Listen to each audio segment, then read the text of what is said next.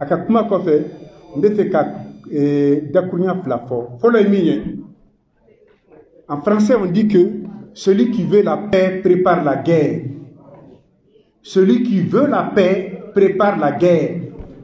Nin bɛɛ kuma caman de n'an b'a fɛ an ka jamana ka kan ta ye, n'an b'a fɛ an ka to an yɛrɛ ma an ka jamana kɔnɔ, an ka kɛlɛkɛcɛw les femmes min bɛ kɛ o de kan ka kɛ ka moyen d'u ma pour protéger, pour que plus personne ne prenne l'habitude de s'attaquer au Mali.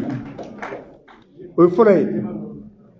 Filanan ye min ye, jamana in n'an b'a fɛ a ka to an toya la, n'an b'a fɛ a ka taa cogoya la, ka to an taya la, f'an ka kɛ ko kelen faamu.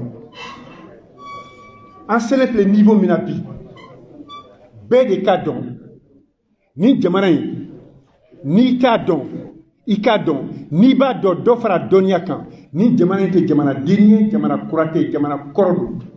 Faransi min b'a fɛ k'anw ka jamana ci bi, anw ka jamana bɛ sigi don min na Faransi tun tɛ yen, Faransɛ tun tɛ yen, olu tɛ se ka n'anw ka jamana tila o. An b'an ka jɛ n'a ye. N bɛna don n ka kuma kɔnɔ.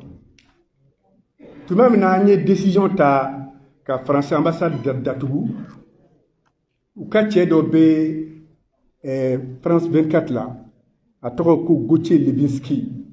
Ni ne y'a ka kuma mɛn a bɛ n hakili jigi La Bruyère, Français écrivain dɔ don, a ka livre dɔ bɛ yen a ko ma ko les caractères. O kɔnɔna la a ye mɔgɔ dɔ ta a bɛ ka k'o sɔn décrit, o bɛ sɔn mun b'o la, o tɔgɔ ko Égypte. Égypte a tout vu, il a tout lu, il sait tout. Gauthier Lebinski, c'est quelqu'un de ce genre. A bɛ fɛn bɛɛ dɔn, a da bɛ fɛn bɛɛ la. A ko Mali ni Faransi cɛ gɛlɛya bɛ dalen mun kan, ko éclatement de la fédération du Mali, ko Malienw ma se ka ɲinɛ o de kɔ. Mais ale ma min faamu, c'est k'a ma daminɛ o la o. Kabini anw ni Faransi donna ɲɔgɔn na, an ma deli ka bɛn. N bɛna min fɔ, n bɛ misaliyaw de di min b'o jira. An ni Faransi ka ɲɔgɔn kunbɛn a ka kɔrɔ, mais n bɛ fɛ k'a daminɛ le 22 septembre 1878, lorsque les Français ont attaqué Sabousouré. Niamoudi Sissoko, 90 ans, il a dirigé la résistance du royaume du Logo contre les Français. 5 heures de temps que la guerre a duré. A gɛlɛyara ka gɛlɛyara a nana fɔ a ye ko tubabuw ye tata ciw donna dugu kɔnɔ ko k'a bɛnna. Ni minnu tɛ fɛ ka taa ni minnu tɛ fɛ ka sa olu ka taa, minnu tɛ yɛrɛwolo olu ka taa. Ale tɛ se ka bɔ yan parce que a mɔdenw sara. Yan y'ale faso de ye, mɔgɔ tɛna ale mara faso kan. O don ni bi cɛ, fo kɛra an se bi ma, an ni Faransi cɛla gɛlɛyalen don. Donc n bɛ période saba ta. A fɔlɔ ye min ye, la résistance anticoloniale. Filanan ye min ye, les mouvements insurrectionnels de l'entre-deux guerres mondiales. A sabanan ye min ye, les combats précurseurs de la lutte pour l'indépendance. La période moderne de 60 à nos jours, et ndɔgɔkɛ sera a da sera a aspect dɔ ma, mais an bɛ se ka ta k'a fɔ kabini 22 septembre fo kana bila bi la, Faransi ma deli ka kɛ anw fɛ. L'éclatement de la fédération du Mali, pour ceux qui ont lu, pour ceux qui ont fait des recherches dessus, ils le savent, c'est le travail de la France. C'est la France qui a fait éclater la fédération du Mali en se faisant aider par Senghor et par Houphouët. Houphouët ye Niger ni Dahomey ani Hott-Walta Semba la ko conseil de l'entente. A to tora ni Sénégal cɛ, Senghor y'i jija k'a fɔ ko anw ka soutien Algérie, anw ka critique contre l'essai nucléaire de la France au sud de l'Algérie, ko fɛn tɛ min man ka kɛ. U ye fédération du Mali ci k'an to an kelen na parce que jamana ni u sirannen ba ɲɛ. U kan ka siran ɲɛ ka da fɛn caman kan. Donc les résistances anticoloniales n tɛ don a détail kɔnɔ, mais n bɛ fɛ ka min fɔ, waati si tɛ yen, jamana si tɛ yen u yɛrɛ de b'a sɛbɛn. Je vais les citer tout à l'heure. Et c'est ce que j'appelle l'hommage du vice à la vertu. Où il y a eu des ACB, k'a fɔ olu ye conquête coloniale k'u taara jamana o jamana la, où il y a Guéléa sur Mali, là, où il sur offensive. Où il y a Guéléa sur Soudan, où il sur offensive. Et ils le disent eux-mêmes, les officiers de l'armée française qui ont dirigé la France pendant la Première Guerre mondiale, ils ont été formés au Soudan. Ils le disent, ils l'écrivent, je vais les citer tout à l'heure. Donc, la résistance anticoloniale, quand elle n'y là, il faut qu'on ait la siga sur Minali là. Région T, Siaté, Douté, Mounou Gerani, Tobu Kamaraï. En bas donc, à faire Fanga Mungula ou Tana, mais Ama Djenou Kamaraï, en fait, Goukouloukan. À quel okera, ceux qui sont intéressés à l'histoire le savent, à quel okera faut qu'à Douya, faut qu'à Damatene, qu'à Moro Fara, faut qu'à Damatene. Misalif là, Mayenne, 1891, à quelques kilomètres de Nyoro, 9000 morts un seul jour. 9000 morts en un seul jour. Parce que les troupes de Bassirou, donc, et l'Ajouma, n'ont pas accepté la domination coloniale. En un seul jour, nous avons perdu 9000 Soudanais dans la résistance à la colonisation française. Est-ce que nous avons le droit d'oublier ces gens-là? Est-ce que nous devons accepter aujourd'hui que cette même France revienne dans notre pays, nous coloniser et faire de nous ce qu'ils veulent? C'est un seul exemple que j'ai donné. Je peux prendre des exemples de Goumanko, je peux prendre Saboussiré, je peux prendre Djena. À Djena, vous vous souvenez, dans le cercle de Blas, qu'est-ce qui s'est passé? Même des femmes ont pris des armes.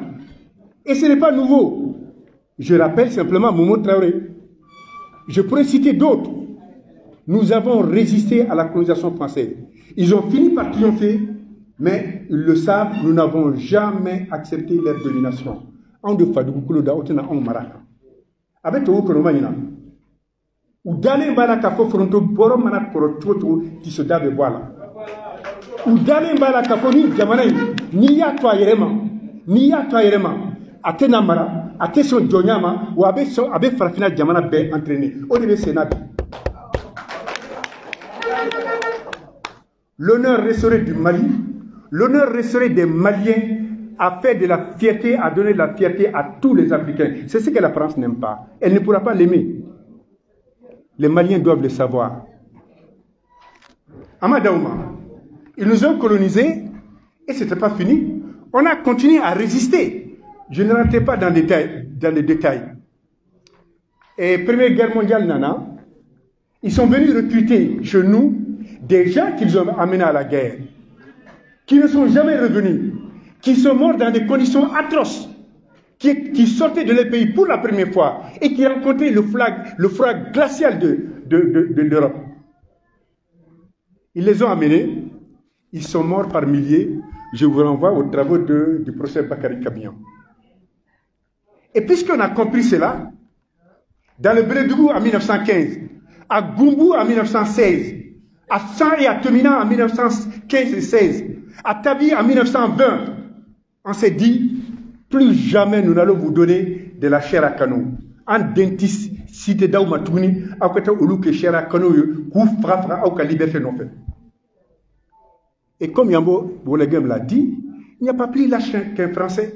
Même pour se défendre, il est obligé d'appeler le monde entier pour se faire protéger.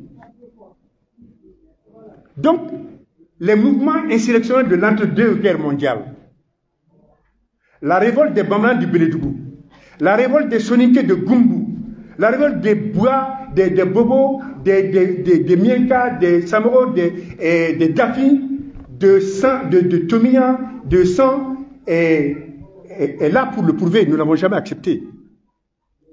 La révolte des Dogons de Tabi. Pendant des mois, les Français n'ont pas réussi à prendre Tabi et ils le savent.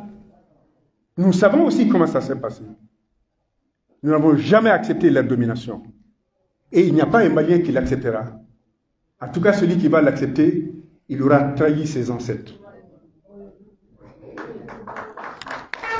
Ça ne s'est pas limité à cela. Après la Première Guerre mondiale, je vais simplement vous dire deux choses aujourd'hui qui pourraient étonner beaucoup d'entre vous. Nous sommes dans cette salle, peu de gens connaissent Sékou Cissé. Sékou Cissé de Sorobougou, du cercle de Bandiangara. Il était militaire, tirailleur sénégalais dans l'armée française. Lorsqu'il y a eu la révolution d'octobre, et sur le front là-bas, en Pologne, il a dit aux tirailleurs, ne tirez pas sur les soviétiques, ne tirez pas sur les Russes. Nous devons faire comme eux. Nous devons nous révolter pour avoir notre indépendance. Sékou Cissé. Il a été blessé aux Dardanelles, il a été blessé sur le front là-bas en Europe. Et quand il fallait le démobiliser à Dakar en 1917, ils ont inventé un procès contre lui, soi-disant qu'il est en train de soulever les nègres contre les blancs et qu'il est au service des marabouts. Et il a dit aux gens d'amener des armes qu'on va donner à ces marabouts-là pour libérer l'Afrique francophone. Sékou Cissé a été jugé, condamné à perpétuité dans une forteresse en 1917. Il devait faire passer sa pénitence en Nouvelle-Calédonie. Ils l'ont gardé à Dakar pendant 2 ans. Ensuite, ils l'ont emmené en Algérie. Lorsque les partis communistes algériens s'en est rendu compte, il en a parlé, Ouya Boye dans la précipitation, ils l'ont amené à Nouméa. Et ils ont déclaré sa mort en 1900, tenez-vous bien, en 1926. Sékou Cissé vivait encore. Il est mort le 4 mai 1944. On a toutes les données aujourd'hui. Même les dossiers de prison. Sékou Cissé. Et quand on le recrutait, il avait 19 ans. Il n'est pas seul. Tchémoro Grand-Piaté, dont beaucoup de gens ont entendu parler. Sa famille est ici au Badialan 3. Enseignant, il est parti en France avec une bourse de perfectionnement. Et quand il a compris l'oppression que la France faisait subir aux colonies, en rapport avec Lamine Senghor, un Sénégalais, ils ont créé plusieurs organisations pour défendre la race noire. Le comité de défense de la race noire, la Ligue de défense de la race noire, l'Union des travailleurs nègres. Et je dis bien, en 1933, Tchémoro Grand-Piaté a initié ce qu'il appelait la Ligue des peuples du Soudan et du Sénégal, où il réclamait la Fédération soviétique du Sénégal et du Mali et pour bouter la France hors de cette zone, en 1933. Et c'est Tchémoro Grand-Piaté, lorsque la France a été occupée encore dans la guerre 39-45, a créé la Fédération mondiale des jeunesses africaines. D'abord pour défendre l'Éthiopie agressée par l'Italie, mais aussi pour résister au nazisme allemand.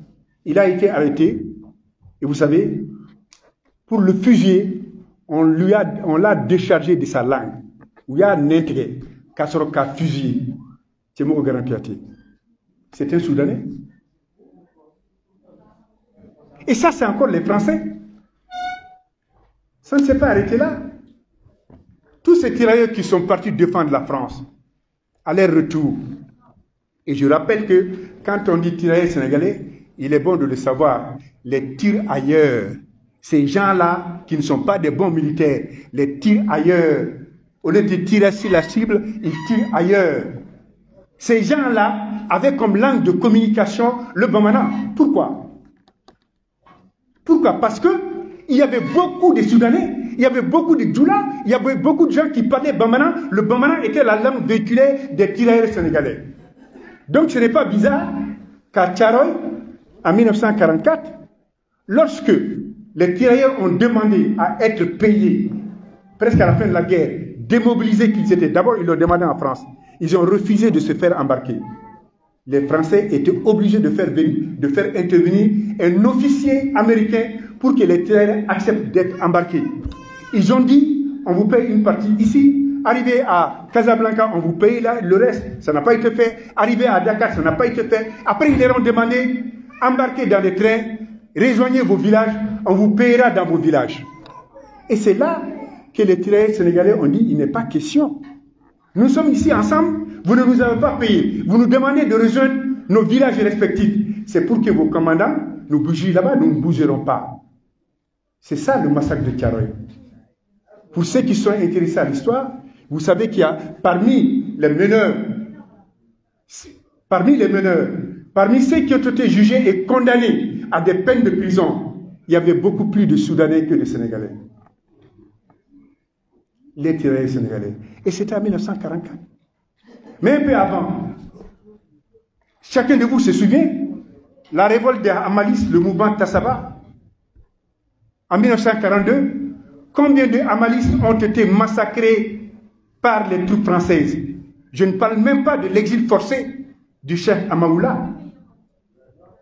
C'est encore la France.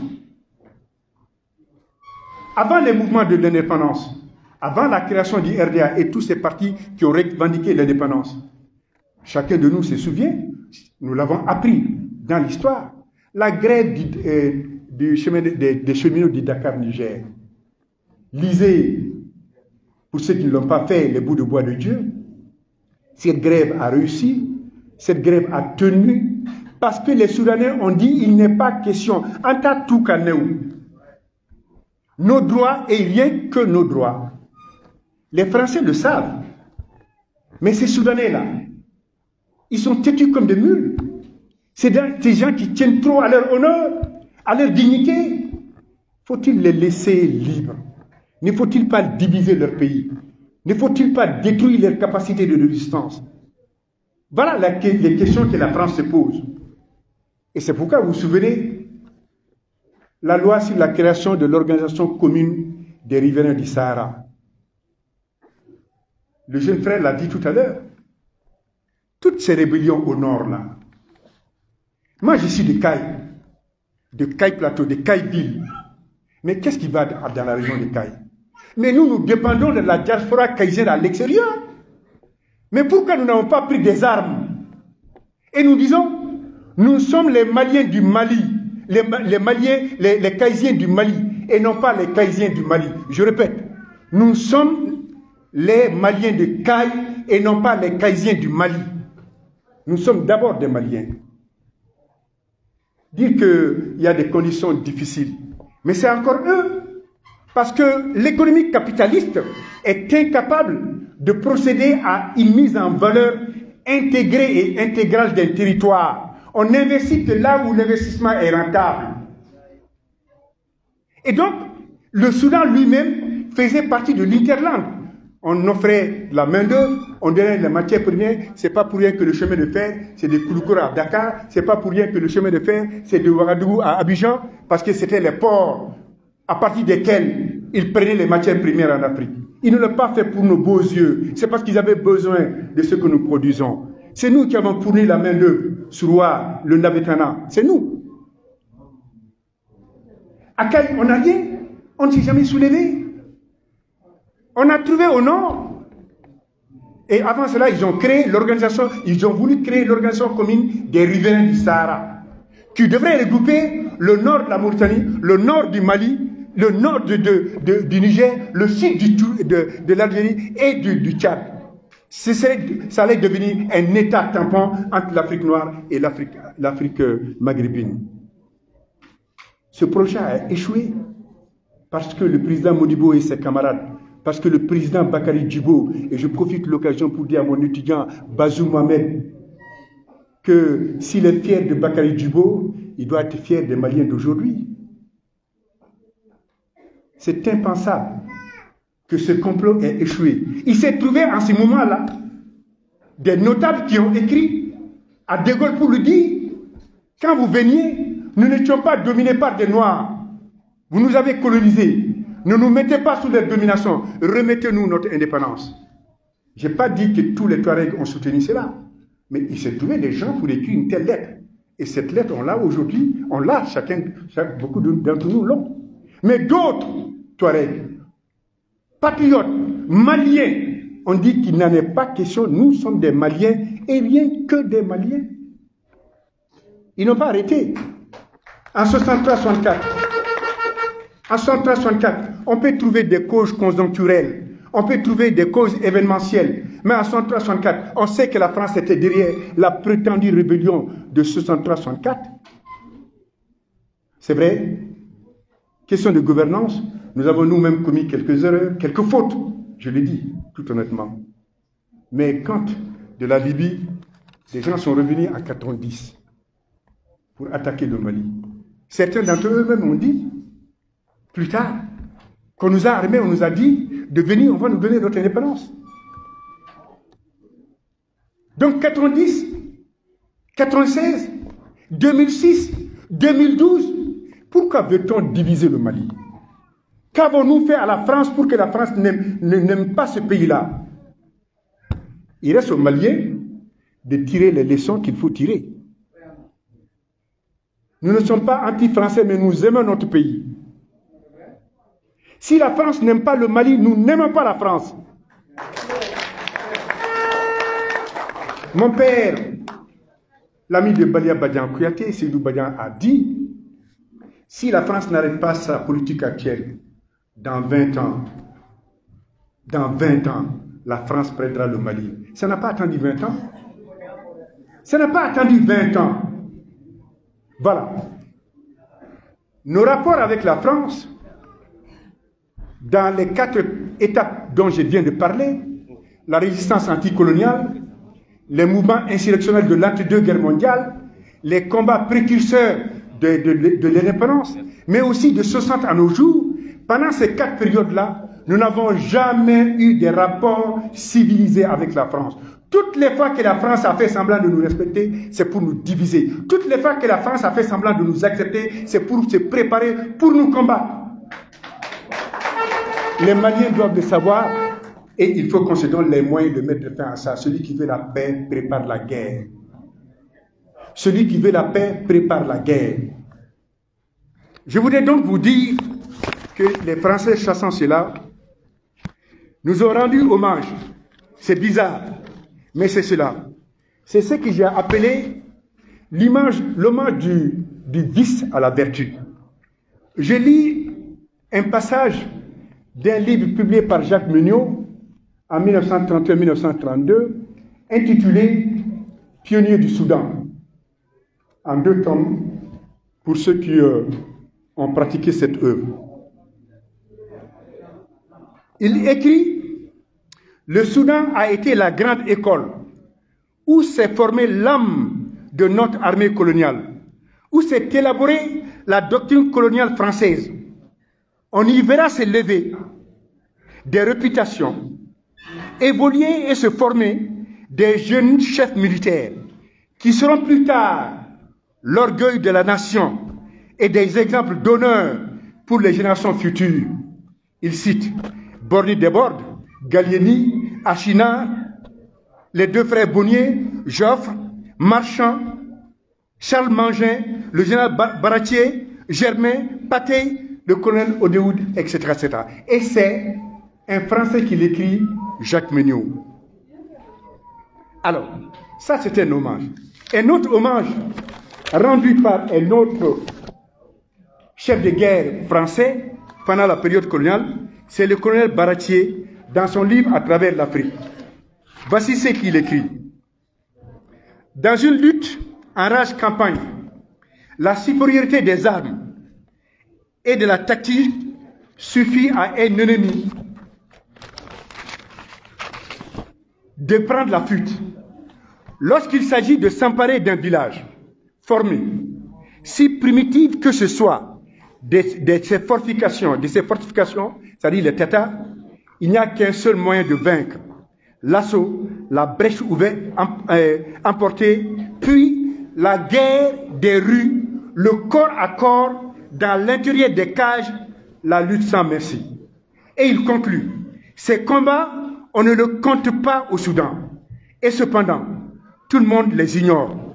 Personne ne connaît ni Ouessebou, ni Dosekela, ni Djenné, pour ne citer que ces noms. S'ils méritent d'être retenus, ce n'est pas seulement pour la glorification des vainqueurs, c'est encore pour l'honneur des vaincus. Nous avons eu en face de nous des adversaires héroïques. Et j'écris ce mot sans craindre les sourires sceptiques, des hommages qui se défendaient, des hommes qui se défendaient jusqu'à la mort, sont des héros, des hommes qui savaient mourir comme des chefs.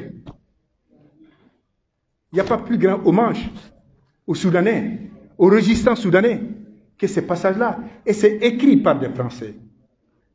Donc, ce que Assimi fait aujourd'hui, ce que Choguel fait aujourd'hui, ce que la transition rectifiée fait aujourd'hui n'est pas nouveau dans ce pays. Ceux qui ne le savent pas, qu'ils le chassent. Ceux qui le savaient, qu'ils se déterminent à le comprendre.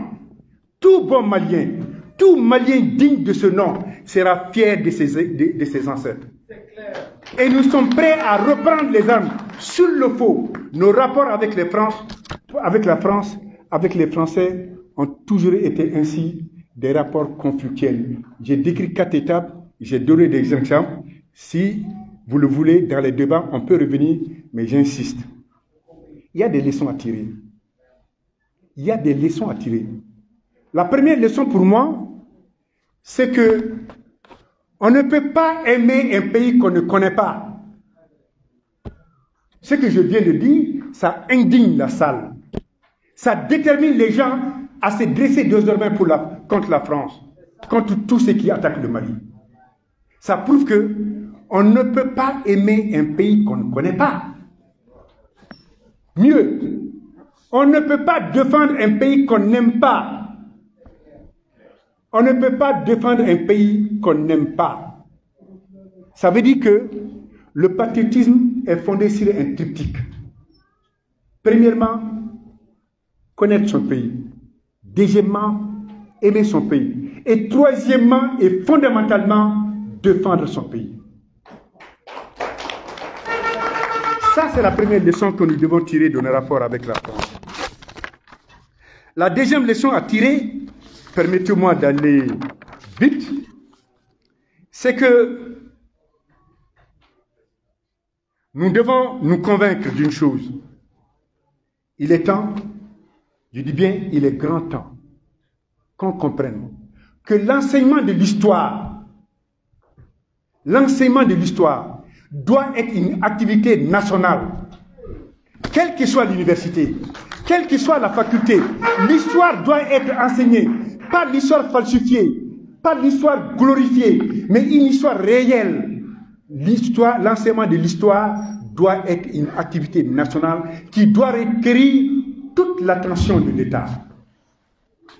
Troisièmement, nous devons refaire nos programmes d'enseignement de façon à ce que nous cessions d'apprendre. Cela ne se dit plus. Les Gaulois, nos ancêtres. Cela ne se dit plus. Symbolier âne ou t'en-vas-tu dans le pays des ânes. Ça ne se dit plus, mais ça s'enseigne toujours. Il faut arrêter cela. Refaire nos programmes d'enseignement de manière à enseigner notre histoire sur la base de la recherche scientifique.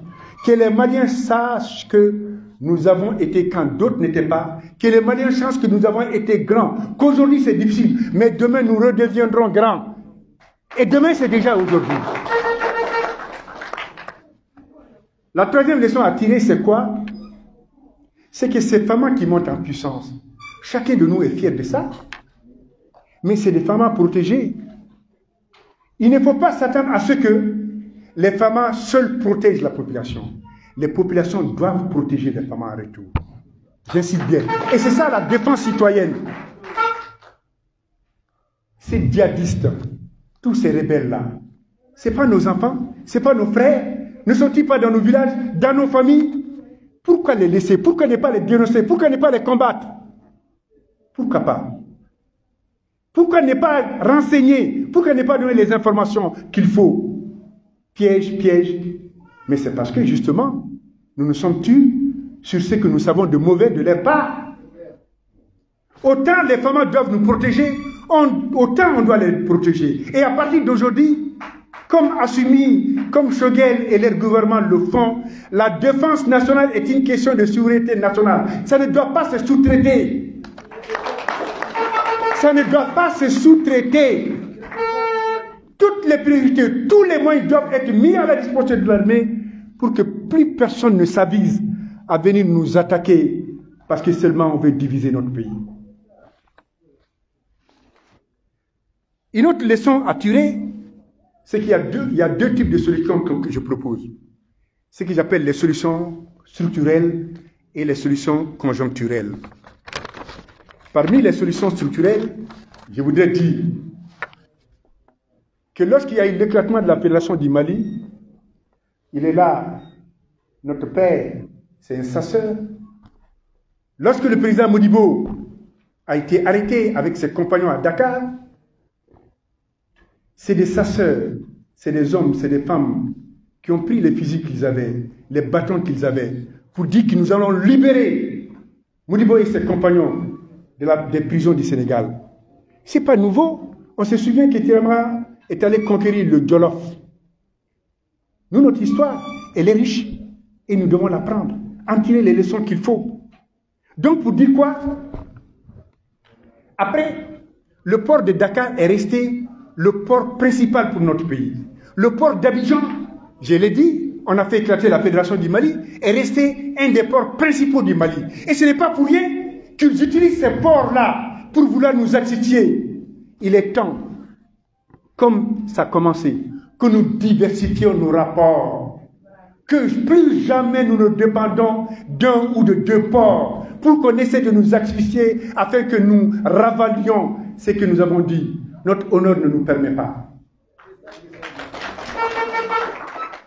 Autre chose à faire, c'est désormais, et le président Modibo l'avait commencé, les plus âgés dans cette salle le savent, le premier plan quinquennal du régime socialiste du président Modibo.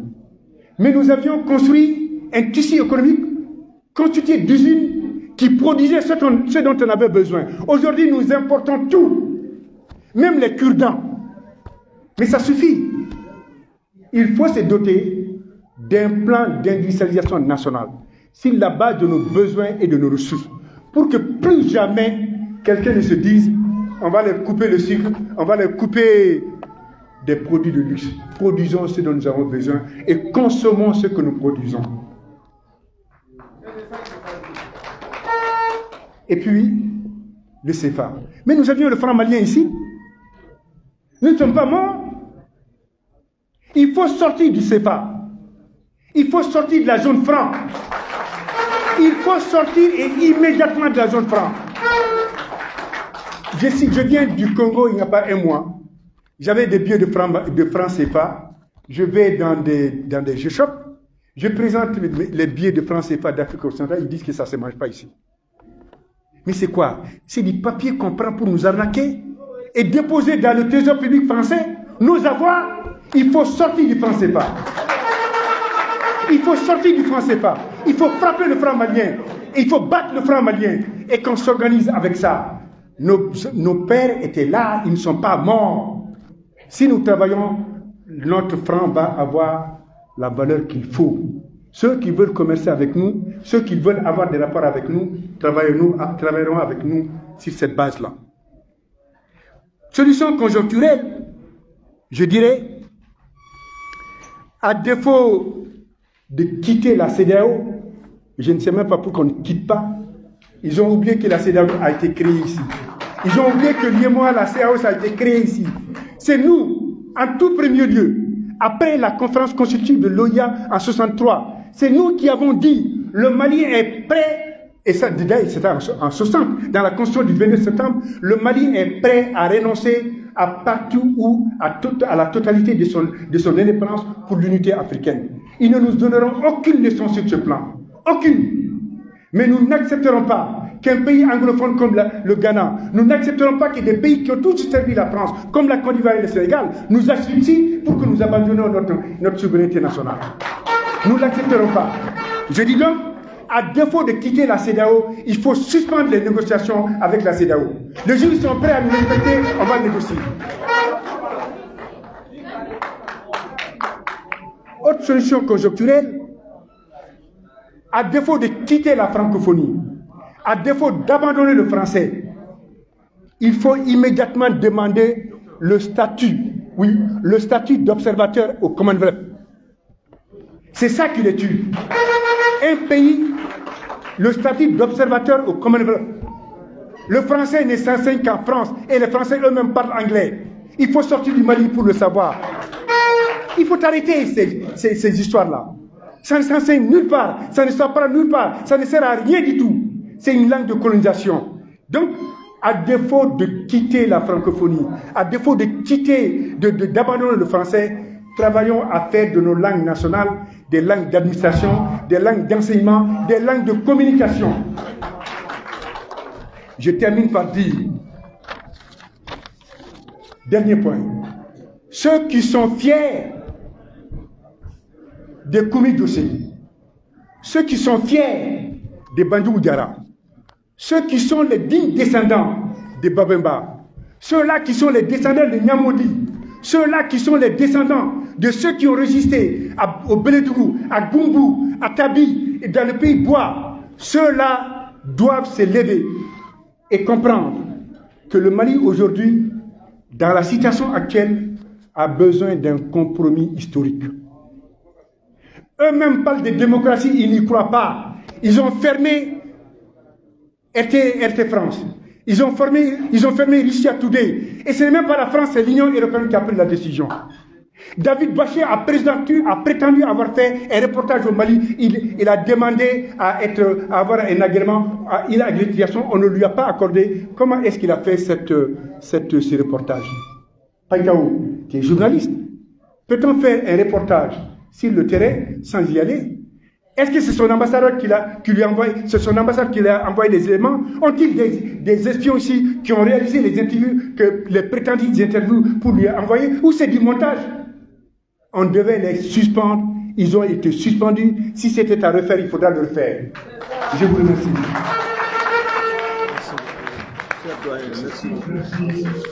Merci, ça s'est bien passé. Je voulais vraiment souligner ça.